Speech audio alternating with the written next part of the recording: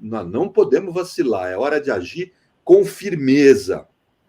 Não é hora da pequena política, de ficar se acompliciando com amigos, é hora de pensar no combate em defesa da democracia. E é preciso rigor na ação das nossas autoridades nessa questão. Quer dizer, a gente que está se sublevando contra o Estado, contra a hierarquia, são bandidos fardados. Né? Essa que é a realidade. São criminosos fardados que estão utilizando da farda para fim de praticar crimes. Então devem sim ser presos, inclusive por seus superiores, não só prisão penal, etc. E tal, prisão administrativa, que o militar está sujeito. Né? O certo seria isso. E, obviamente, cometeu o crime os agentes lá do GSI que procuraram impedir a realização de perícia. A perícia precisa ser feita de imediata no ambiente do crime. Né? Então, é evidente isso.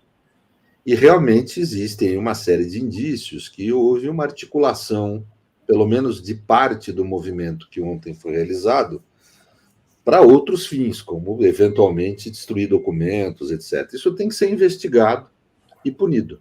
Né?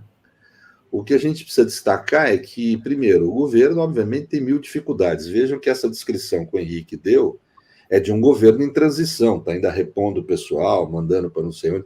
Eles aproveitaram dessa fragilidade para poder montar o que houve ontem. Mas o que eu queria destacar é que não teria tido sucesso se não fosse a colaboração do governo do Distrito Federal com esses atos que houveram. Nós temos que ter claro isso.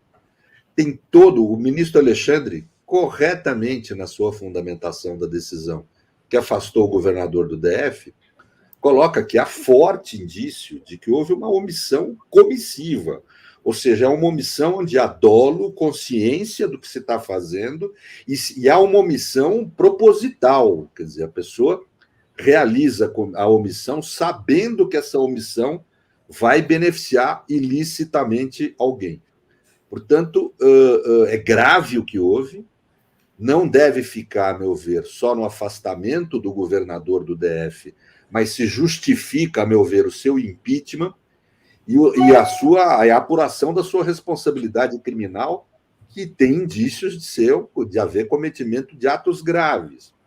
O Fernando está aqui, ele vai explicar mais a questão penal, Fernando, mas eu acho que uma coisa que não se pode... Está todo mundo falando muito em prevaricação. Realmente há prevaricação dos agentes públicos, quando se omitem. Mas se a omissão é comissiva e há dolo do agente, podemos falar em coautoria. Porque sem essa omissão da PM e do governo do DF, não haveria o crime. Portanto, eles foram partícipes nesse crime, peças fundamentais para que pudesse ocorrer o crime. Logo, a coautoria, as penas são graves. E eu acho que envolve não só os agentes políticos, mas como os PMs. Né? O comando da PM, que eventualmente estava envolvido, tudo isso teria que ser investigado com seriedade pela Polícia Federal e porque, na realidade, o ato foi cometido contra patrimônio federal, portanto, o crime é federal, né? E precisa, inclusive, a Polícia Federal investigar. E acho que essa intervenção, esse interventor que está lá, deveria estar atento a isso e facilitando a realização deste tipo de apuração que eu estou falando aqui, porque isso não pode ficar barato. Se isso ficar barato, a governabilidade do governo Lula e a governabilidade democrática do Brasil vai estar em grave risco.